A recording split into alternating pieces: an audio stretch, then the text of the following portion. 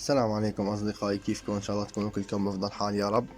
اليوم رجعنا لكم فيديو جديد مع طريقة تحميص الفستق العبيد، الفول السوداني. طريقته سهلة وبسيطة وما في أسهل من هيك، وطريقة تركية رح نعلمكم فيها عن الصبغ ونوع الملح وشو بينضاف للملح. تابعوا معنا الفيديو للآخر لحتى نشوف مع بعض شو المكونات اللي رح نضيفها. بسم الله الرحمن الرحيم. هلا اول شي رح نعبي هاي الماكينه بتاخد 13 كيلو الفستق العبيد. هذا الفستق العبيد نوعيته تركيه، بيطلع بمنطقه عثمانيه. نوعيه الفستق بتكون هنيك الجيده. طبعا نحن بالسوري بنقول له فستق، هو فول سوداني، لكن نحن بالسوري بنقول له فستق عبيد او فول سوداني، يعني ما بتفرق. هلا هون يا شباب بعد ما رح نعبي الماكينه رح نضيف عليها اول شي الصبغه. الصبغه هي عباره عن الوان غذائيه. اللون بيكون لون الفشنة، لون الكرز اللي بيكون غامق بيقولوا له فشنة. راح فرجيكم هلا اياها.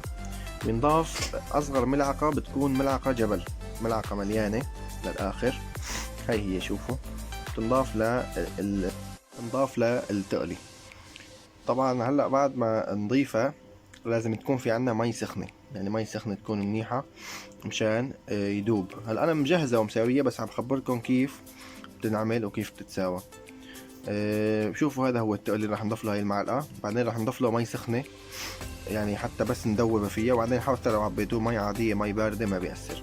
بعدين عندنا هاي القنينة بنعبيها للحد الثاني. هاي قنينة نص لتر 0.5. بنعبيها حدين، يعني أول حد وتاني حد وبس، ما بنكتر مشان ما يكون لونه غامق كتير، ولا بنسوي أقل مشان ما يصير اللون كشف كتير.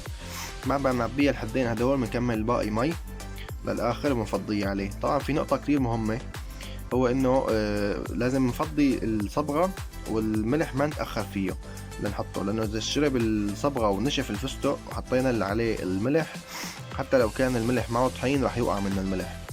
هلا هو مثل ما انتم شايفين اخواتي، هذا الملح خشن، مو ملح الاكل العادي، هذا الملح بيكون خشن. الاتراك هون بحبوا يستعملوا بهذا الفول السوداني ملح خشن. لكل 10 كيلو ملح خشن بيحطوا له نص كيلو طحين. نص كيلو الطحين مهمته طبعا لازم يكونوا مخلوطين مع بعض على السوا. النص كيلو طحين مهمته انه هو يمسك الفول السوداني، الملح على الفول السوداني ما يخليه يوقع، لانه عند التحميص اذا ما حطينا الفول السوداني حطينا له الطحين ملح راح يوقع.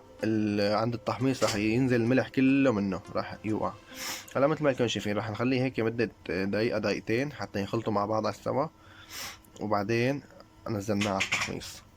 هلا هون مثل ما انتم شايفين، بسم الله اللهم صل على النبي، يعني الفول السوداني شوفوا اللون، شوفوا كيف لزقان الملح عليه، يعني منظره بشهي. هلا طبعا الاتراك بيحمصوه هون على درجة 22، سرعة الماكينة 22، درجة الحرارة 143 درجة حرارة. هاي مثل ما انتم شايفين هاي ماكينة تركية صناعة دنزلي. بس ماكينة صراحة ممتازة جدا. شوفوا ما شاء الله لونه. هلا الاتراك شوفوا بياكلوه بهالطريقة هيك، يعني بيشيلوا القشر اللي برا بيكبوه وبيعيفوا وبياكلوا اللب، يعني مثلا كل حبتين ثلاثة حتى